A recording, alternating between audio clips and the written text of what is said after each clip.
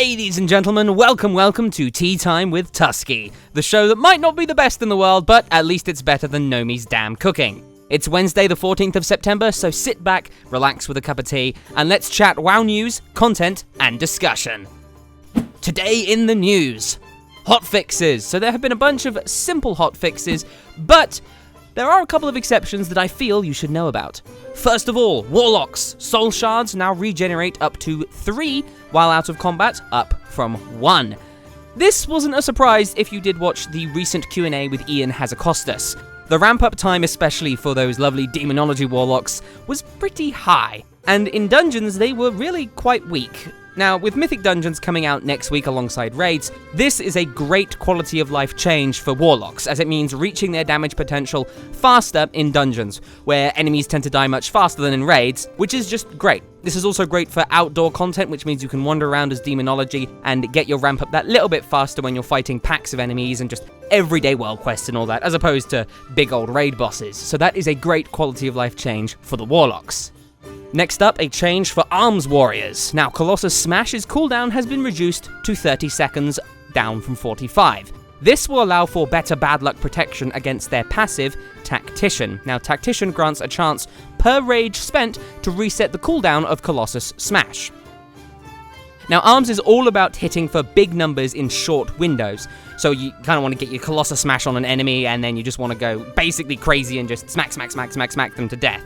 So this change will allow for that window to pop up more often. It just allows for a little bit more control from the Arms Warriors in terms of their rotation, as opposed to, hey, I just spent all my rage and I didn't get a Tactician proc, well, I guess I just don't do anything for a while. Next up, Emissary Bags from World Quests will now contain equipable items for your class. Now, this is a bit unclear as to what exactly this kind of gear will be, or if it's going to scale, but one can assume that it does, considering that pretty much every other source of gear in Legion does scale up. So even though I did this yesterday, and I got basically a piece of gear that was completely useless to me, I'm assuming that it has that chance to scale up, so definitely keep doing those emissaries. I mean, there are loads of reasons why you'd want to do them anyway. Bind on equip items have been removed from World Quests as well. Now, this was really a no-brainer, because a few days ago on my server, there was a World Quest that offered an 840 baseline chest piece that was bind on equip. Now, I actually ended up using that personally because it rolled 845, but literally a couple of hours after that World Quest unlocked, the auction house got flooded with everything from 840 to 850, Warforged, Titanforged, slots, leech, speed, everything like that.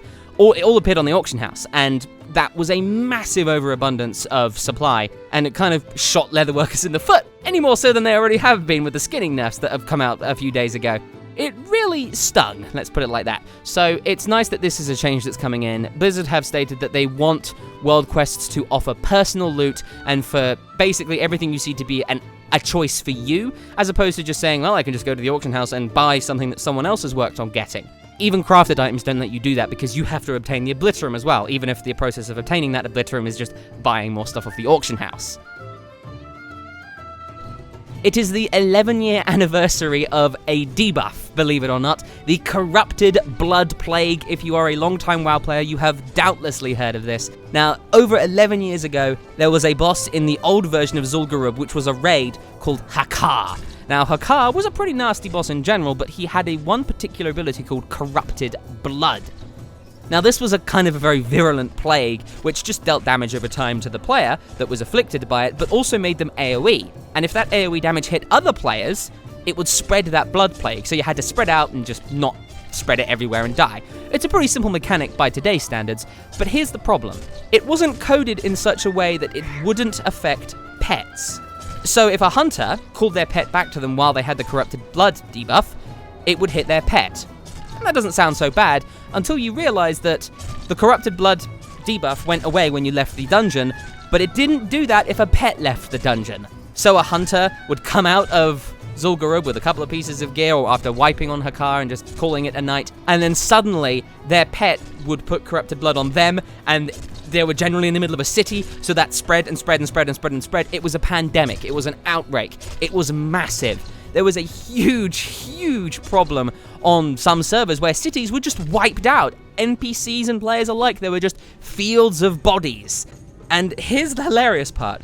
Scientists, real-world scientists, actually used this as an opportunity to examine real-world responses to outbreaks, because the natural response to all of this is to get away from urban areas and head to more rural areas to avoid being killed over and over again. And it really hit the economy, it hit the society, it really screwed up a lot of servers. And really, the only way to get rid of it was just a server restart, which was hilarious, and it's a great example of how WoW has become this strange bridge between real world and the World of Warcraft. It's amazing. Absolutely great event. I wasn't there for it. I wish I could have been. I wish I could say, oh, I have this great story, but I don't. I was too busy being level 30 and re-rolling every 5 minutes. Finally in the news, Kosamoth the Hungering, which is a super rare world boss that drops a mount through a really long and complicated line of hidden object quests, which aren't even quests. Well, this guy can now be completed by multiple people. The guy himself sure is a world boss, but to spawn him you need to click on orbs in the world and then talk to a dude. And you have to do it in a certain order. It's very complicated, but essentially before this hotfix, those orbs that you needed to click on were not shared. Now, they are shared, which means you no longer have to compete with other people to get progress on this super rare world boss and the mount. So that's great. The daily tip for the day is really simple. Did you know that you can zoom in on the map that appears when selecting a flight point? More than that, when you zoom in, you get a bunch of really cool detail, not only on the terrain, you can see the different landmarks of each zone, but you can actually see the location of world quests and even mouse over them to see what they are and what they offer. I mean, it's a great little detail that lets you see where you want to fly to. Not a replacement for the map, obviously, but still great when you want to make sure you're going the right way. Moving on to the world quest of the day. Remember that rewards from these world quests are personal, so they may be different. I've noticed this from the last video. I got a couple of comments from people saying, yeah, they offered gear for you, but not for me. These are just suggestions from me, and I have no way of really telling, hey, this quest offers pieces of gear for this class and this class, but not this class and this class. Just make sure you check around your map. So, the emissary for the day is the Dreamweavers in Val'sharah, so make sure you get that done for some reputation with the Dreamweavers and a chance at that ever-elusive legendary piece from the chest, which of course now also offers other pieces of gear as well, so that's great. A few other quests that I would suggest doing are Faranar in Chaos in Azuna, which offers, at least for me, a piece of gear. Reclaiming Lothian, again in Azuna, for another piece of gear. Lost Wisp in Val'sharah for another piece of gear, which is actually also a really easy quest. You just hop into a wisp and you just grow a bunch of trees. It's really not that difficult. Very easy to do, just get that one out of the way. Definitely worth it. There's also a world quest inside Darkheart Thicket for another piece of gear. We've got lots of gear today. Very nice. Make sure you get that one done. It can be done in any difficulty. I would suggest just getting in there on a heroic for a decent chance at some pieces of gear that you might need, and also to get the world quest done. There's also a group of world quests in Val'sharah, which is actually right outside the Darkheart Thicket. So you've got Purge of the Nightmare, Tangled Nightmare, and Out of the Woodwork. These are all very close together, so I'd suggest knocking all of those out, getting a few rewards, and maybe sitting there while you wait for the Darkheart Thicket queue to pop. Finally, you're going to want to do all of the world quests in Suramar. I've got the Withered Training one today, which is a nightmare. I'll be talking about that one in the future, but in general, just do all of the ones that you can do in Suramar, again, for that delicious Nightfallen reputation, which you want to get access to the Archway and the Court of Stars mythic dungeons. You absolutely want to do that, so get on that. Today will be the day for me where I'll get to go into the Archway and the Court of Stars, so I'm looking forward to that. Next up, the Q&A. Send in questions via comments or on twitter.com/Tuskeh. You can also mail me using the link in the description. So a couple of questions today. The first one from Adam on Twitter. He asks, does fishing level matter at all in Legion? Now, I did a bit of research here, and from what I can understand, no. Fishing level is kind of irrelevant. For one simple reason. You should never fish in open water. You should always fish in pools, and pools are not affected by your skill in any way, so that kind of renders skill right now obsolete. That said, fishing for drowned mana on the Dalaran Island just northwest of Dalaran, you can get there using a goblin glider or something like that. That is affected by skill, but only slightly. It's not a case of if you don't have enough skill, you won't get drowned mana, but it's more of an increase in the percentage of a chance. According to Wowhead comments, this is only a couple of percent, so it really isn't all that important. A couple of tips when it comes to fishing. Try and get a fishing raft from Nat Pagal in the Krasarang Wilds, which requires Revered with the Anglers, so do your daily quests, and 525 fishing skill. This will help you with fishing a lot, because a lot of schools are in awkward positions, so it's easy to just hop right onto a raft and fish from there. Now, if you want to level up your fishing, I do have a suggestion for you.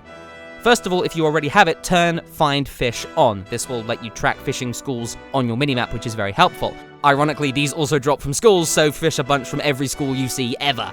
Now, this tip for leveling up fishing involves going to that pond I mentioned. Just go into the pet battle area in Dalaran, move a little bit north from there, and then use a slow fall ability or a goblin glider to get down to the pond. Fish there for a while, and fish up some ancient mana. You have a chance to get an item which summons an elemental, kill the elemental, he infuses the pool with mana and grants a much higher chance to get drowned mana from the pool, which is great. Once you've got about 10 or 15 drowned mana, which isn't that hard, buy a bunch of arcane lures, go to Azuna, and activate one once you find a cursed queenfish pool. These queenfish pools spawn inland. A good place to find them is in the ruins of Narthalas. Once you find a cursed queenfish pool, activate a lure and search for the rusty queenfish brooch. This happened for me after a couple of pulls. Once you get the brooch, activate it and search for a ghostly queenfish pool. This is a completely rare pool, full of fish that are all rare. You want to get as many of these as you can. You will not be able to see it without this brooch. The brooch only lasts for 5 minutes, so get on your mount and find it and fish fast. You can get tons of ghostly queenfish this way. Each one offers 5 fishing skill. When I just recorded it for this video, I managed to get 13 for an extra 65 skill points, which only took me about 10 minutes. Not bad at all. So that is my suggestion for farming up your fishing. The other question of the day is from the Mew Alchemist, who asks, how excited or non-excited are you for Karazhan's return as a dungeon? So if you don't know, Karazhan will be returning in the next content patch, patch 6.1, as a 5-man mythic-only dungeon with a lot of bosses. I think it's 9 bosses, with a weekly lockout. I'm pretty damn excited for this because Karazhan was my first raid. It was the first time I ever did any raiding. I remember I was a troll warrior called Dazuk, and I was the off-tank for the raid I was in, and I was told, okay, Dazuk, you need to tank the circle and the triangle and the X. I was like, okay, I'll do that. This is back before I was even on any kind of voice chat at all. I was like 12 years old or something silly like that. So what I did is I got a notepad. I was terrified. I got a little sticky notepad, and I wrote on it, you tank these marks, and then I put it on the side of my screen and looked at it every 3 seconds to make sure I was doing things right. But the funny thing is, I actually managed to save the group at one point because the main tank died, things went everywhere, and I was able to pick them all up and save them, which sounds really dumb today. Like, it's like, really? That's all you did? Well done, dummy. But actually, back then in the Burning Crusade, that wasn't that bad, especially when you're like a teenager. So that was awesome. I also managed to get the King's Defender as well, which was a really, really nice sword that you could get from the chess event. And the group teased me with almost disenchanting it, which made me very sad. But they did eventually give it to me, which is great. So yeah, Karazhan is a very iconic raid. I'm so happy with how Karazhan looks and feels, just in general. Even today, it feels great. I mean, it obviously does, because Blizzard were happy to return there with Khadgar for one of the pre-launch events, which was awesome. So yeah. I mean, I don't know what to expect. From what I understand, you go into like an upside-down version of Karazhan, and there's a chess event that's all screwed up. Like, there's a kind of rift, and it's all up in the air. It's literally up in the air. And new opera events with Murlocs dressed up. I mean, Murlocs dressed up. I mean, how can you not be excited for that? So, despite this, obviously, yeah, looking forward to Karazhan, I'm also looking forward to the Trial of Valor raid, which will have us fighting Odin and beating him up more than 80% of his health. Hopefully we'll get to beat him down a little bit more. I don't want to kill him though, I like Odin. And we'll also be fighting Helya, looking forward to that one as well. So yeah, lots and lots to look forward to in patch 7.1, and I hope that this is the start of a lot of new content being announced and released throughout Legion's history. So to wrap things up, let's listen to another piece of music in the Opera House. Today, we'll be sticking with the Legion train, and yes, we'll be doing some older music as well in the future, but for now, we'll be sticking with Legion music, and we will listen to A World Divided. Now, you probably recognize the first part of this one, which goes like this.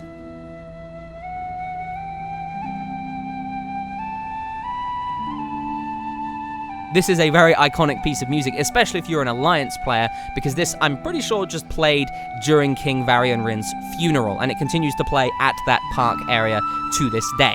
However, it does have a second part, and this second part is a bit more broody, it's a bit more glorious and epic. It's not big and huge and sweeping like the last piece of music we listened to was, but I really, really like it. This plays in-game in Skyhold, the warrior class order hall, and in a couple of other places in the game, most of them in Stormheim. It has a real Vrykul feeling to it, glory and honor and valor in the face of an unstoppable tide of the Legion. Now, I really get this feeling from this piece of music because of really the dark and broody tones that have this underlying current of valor. I really like it, so let me know what you think. That will conclude today's Tea Time. If you have any questions for the show, thoughts, any comments or suggestions, you can contact me using the links in the description, or you can just leave a comment. If you want to help support the channel, there is a link to my Patreon page in the description as well. Thank you very much for watching, and I wish you the best of luck in the World of Warcraft.